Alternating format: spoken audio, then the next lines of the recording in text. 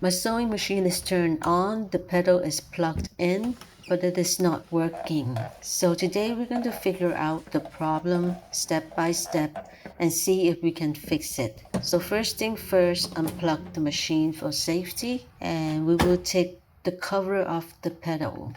So before it went dead, it was sewing very sluggishly. It will sew for a while and it will stop, and it will come back and sew and it will stop.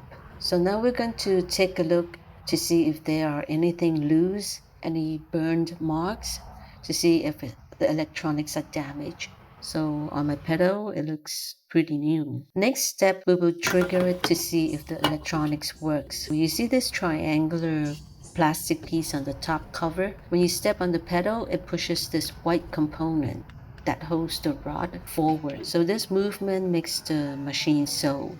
I'm going to manually move this white component with something plastic. So be careful not to touch anything metal in there. I'm going to power it on for just a moment. So you see that it is sewing. That means that there's nothing wrong with the electronics in there. So please unplug the power cords. I think it has to do with the pushing mechanism. Somehow the plastic wedge on the cover is either not in contact or have low contact with the white component underneath. And I'm just going to make the wedge taller by adding duct tape. Yeah, duct tape is the solution to everything. And now we will pop the cover back on. You just make sure that the spring is in the little well and these knobby things are in the holes.